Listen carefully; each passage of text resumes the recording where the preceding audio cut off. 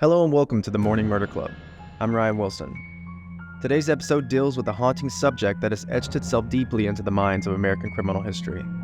Dennis Rader, aka the BTK Killer. Listener discretion is advised due to the disturbing and graphic nature of the crimes.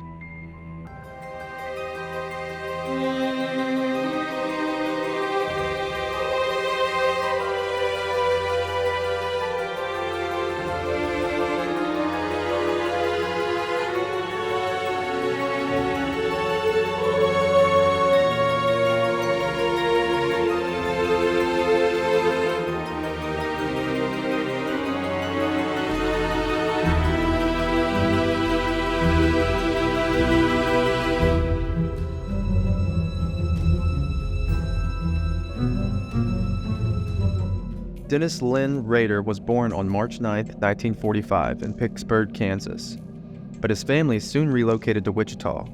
Even in his formative years, Rader displayed signs that something was off, such as torturing small animals, a common dictator in profiles of future violent offenders. His academic struggles led him to leave Kansas University after just 1 year. Instead, he enlisted in the U.S. Air Force, serving from 1966 to 1970.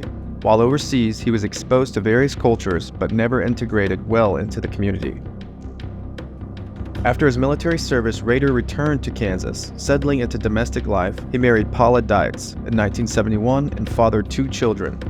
Despite his dark, violent fantasies, Rader managed to lead a seemingly average life, working at a camping supply company and even serving on a church council. The horrors began. January 15, 1974, on the chilling morning, Rader made the fateful decision to enact his gruesome fantasies. He invaded the Ontario family home, targeting Joseph, Julie, and their 2 children, Josephine and Joseph Jr. He executed his now famous method: find, torture, kill. Wichita police collected fingerprints and noted that the killer used specialized knots typically associated with the Marine or military practices. With no national database, however, the clues led nowhere. The Otero family murders cast a dark shadow over Wichita. For the first time, residents began to question their community safety.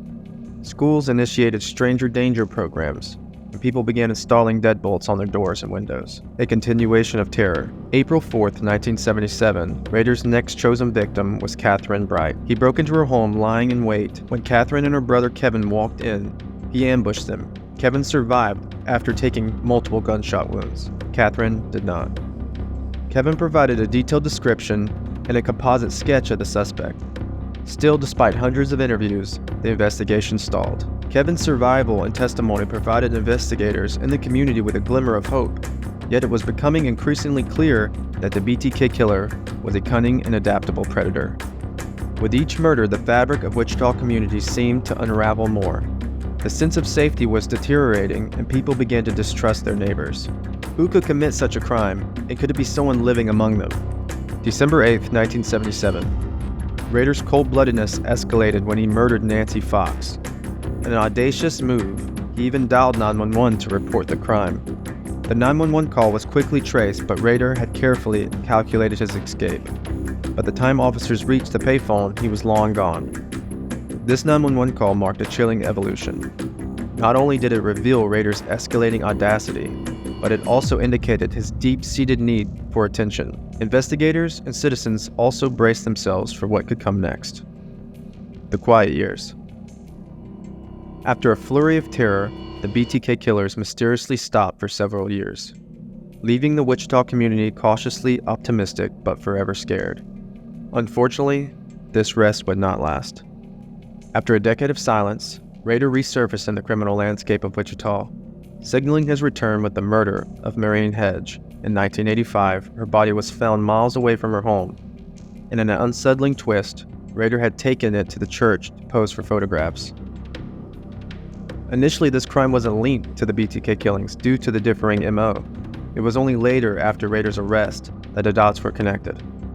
In September 1985, Vicky Ruggiero was strangled in her own home while her young child was in another room. This murder was perplexing because it occurred after a long hiatus and had subtle differences in the method of killings. DNA samples collected at the scene would eventually become crucial, but at the time, the technology required for matching them was not yet available. The last murder.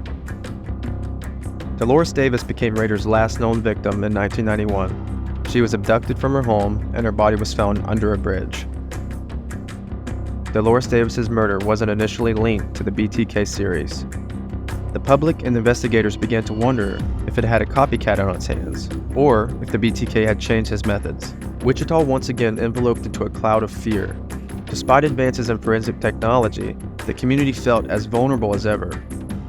Hope was dwindling, but the digital age would soon catch up with Rader.